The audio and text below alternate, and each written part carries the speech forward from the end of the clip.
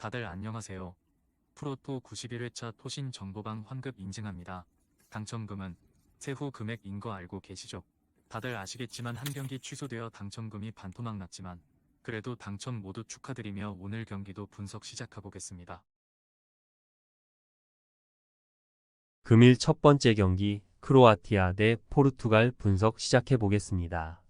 크로아티아는 스코틀랜드 원정을 패하며 1위가 좌절됐으며 그 경기를 승리하며 포르투갈과 승점 3점 차를 유지하고 이 경기에서 역전하려 했지만 이제 2위를 지켜내야 한다. 폴란드 상대로는 앞서 있지만 스코틀랜드와는 같은 상대 전적이기에 승점에서 1점이라도 앞서야 한다. 1위가 확정된 포르투갈 상대로 수시치가 징계로 빠지는 건 아쉽지만 블라시치와 파살리치 등이 공백을 메울 수 있다. 포르투갈은 원더골 포함 2골 1도움을 기록한 호날두의 활약을 앞세워 폴란드를 완파하고 조 1위를 확정했으며 이번 대회에서 독일과 함께 페이스가 가장 좋은 팀으로 내심 우승에도 도전할 만하고 단 이미 순위가 확정됐기에 이번 원정에는 펠릭스와 트링캉, 콘세 이상의 3톱이 나설 가능성도 충분하다. 접전을 본다. 포르투갈이 상대적으로 분위기와 경기력에서 앞서 있는 건 사실이다. 그러나 이미 조 1위로 8강 확정에 성공했고 로테이션을 가동할 가능성이 높기에 무리하지 않을 것이며 그래도 네베스와 비티네 등이 중원에서 수비를 보호할 포르투갈이기에 차선의 결과는 받아들 수 있고 두 팀이 승점을 나눠 가질 것이다. 금일 두 번째 경기 스페인 대 스위스 분석 시작해 보겠습니다. 스페인은 덴마크 원정을 승리하며 조 1위를 확정하고 8강으로 가게 됐으며 라리가에서 정상급 스트라이커의 마무리 능력을 보여주는 아요세 페레스가 선발 공격수로 나서 중요한 골을 넣었고 소시에다드의 에이스인 웨아 사발의 골도 있었고 2010년대 중반 이후 다소 유럽 축구 최정상에서 멀어졌는데 다시 올라온 최근이며 그리말도와 포로, 쿠쿠렐라 등 측면을 휘저으는 선수들이 있고 모라타와 피노, 오모로 디온 등 교체로 해결할 조커 카드도 있다. 스위스는 세르비아 상대로 암도우니의 선제골이 나왔지만 지켜내지 못했으며 내심 8강 진출도 노린 이번 대회인데 이 경기에서 승리하고 세르비아가 패하지 않으면 다음 네이션스 대회는 리그 B에서 뛰어야 한다.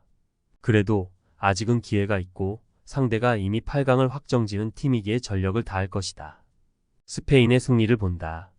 스위스가 수비에 치중하며 역습을 노린다면 스페인 역시 홈에서 승리를 자신할 수 없다.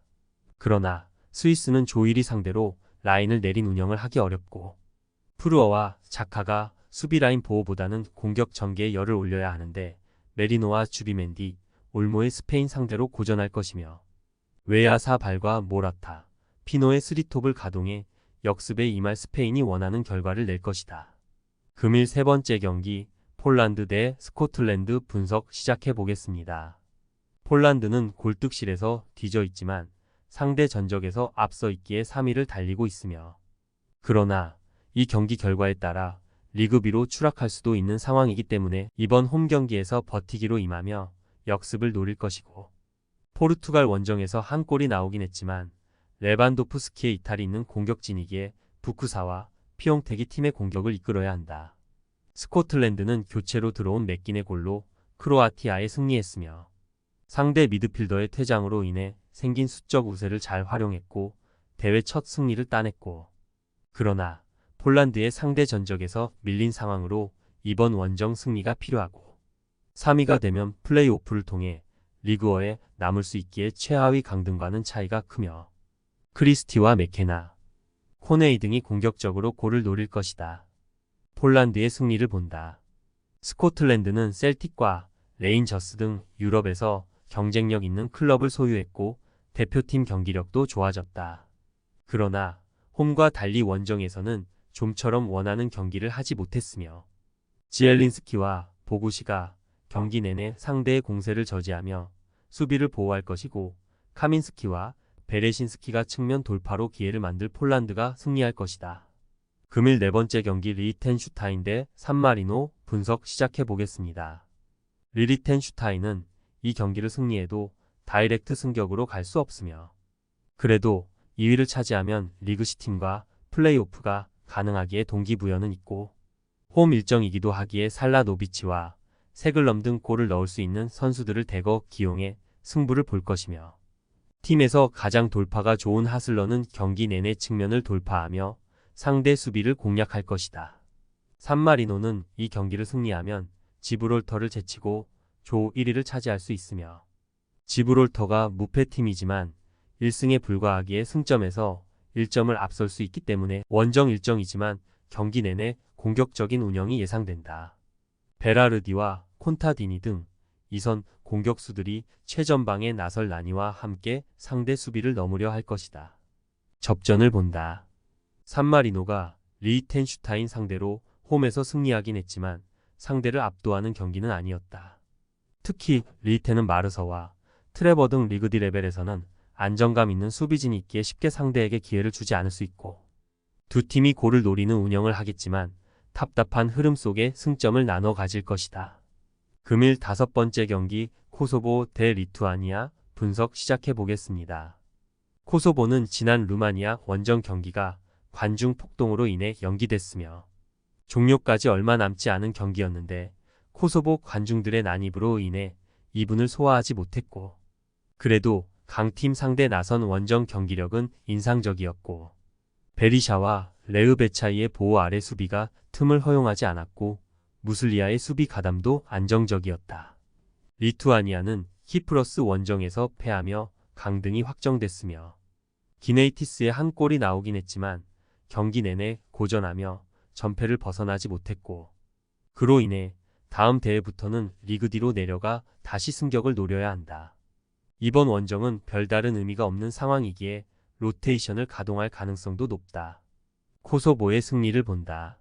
리투아니아는 기네이티스와 시르비스 등이 중원에 나설 것이지만 라차와 무슬리아가 나설 홈팀 상대로 경기 주도권을 잡기 어렵다.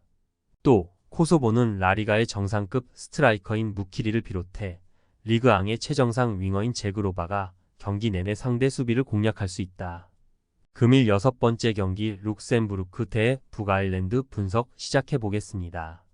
룩셈부르크는 지난 홈 경기에서 불가리아에 패하며 강등이 확정됐으며 다넬 시나니와 제르손 로드리게스를 앞세워 유럽의 비주류를 벗어난 최근이었는데 이번 네이션스 대회는 절망스럽고 칼슨과 로랑 안스 등 피지컬이 좋은 최종 수비는 쉽게 무너지지 않았는데 최전방의 마무리가 되지 않았으며 세바스티안 틸의 존재감이 대표팀에서 사라진 것도 아쉽다.